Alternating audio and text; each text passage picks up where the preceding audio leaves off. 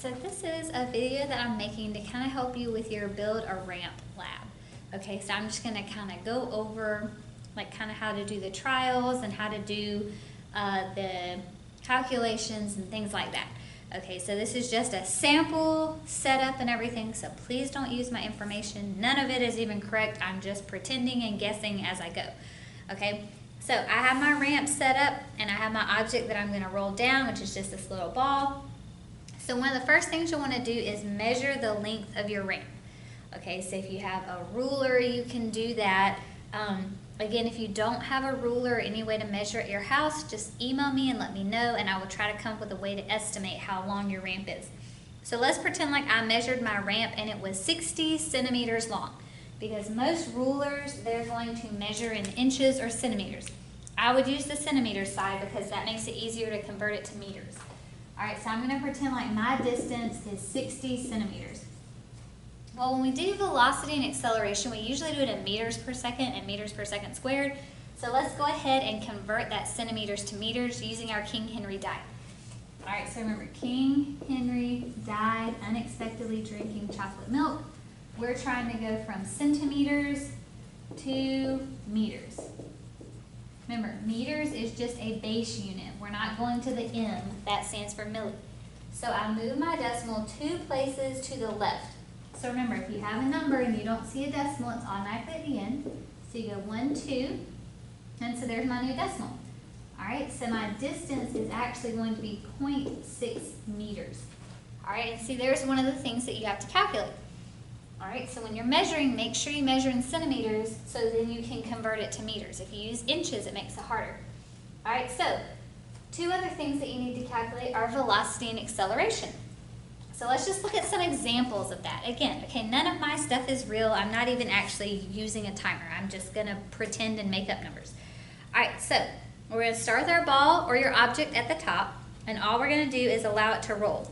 So see, that one was almost a not very good trial because it almost rolled off the edge. So remember, if it rolls off the edge, then just don't count that trial. You need 3 successful trials.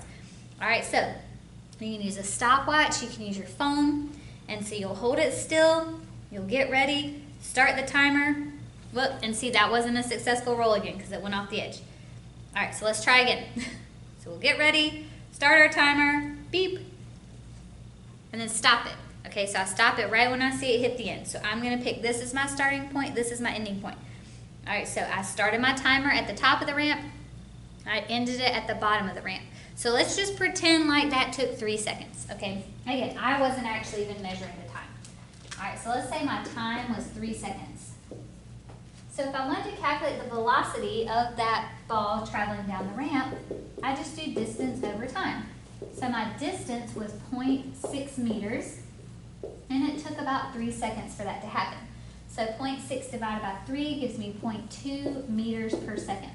And so I just calculated a velocity. All right, we also ask you to calculate acceleration. So acceleration, you need a final and initial velocity. All right, so what I'm going to do is I'm going to do my initial velocity of when I started at the top. Okay, you can literally do the initial velocity anywhere you want though. Okay, just make sure you're timing the correct time. All right, but I'm going to do my initial at the top. So at the top it was at rest, so my initial is going to be 0. I'm going to do my final at the bottom. So my final velocity was the 0.2 meters per second. So I'm just going to do the 0.2 meters per second because that was my velocity by the time it reached the bottom, minus the initial of it at the top, which was 0 because it wasn't moving yet. And that took, again, 3 seconds. So once I do my math, I do 0.2 minus 0 divided by 3, and I get 0.067 meters per second squared. Don't forget the squared for acceleration. All right, so again, you'll do this 3 different successful times so that you can get the average of these because your velocity is not going to be identical necessarily every time. All right, so hopefully this helped. If you have any other questions, let me know in the Google Meet.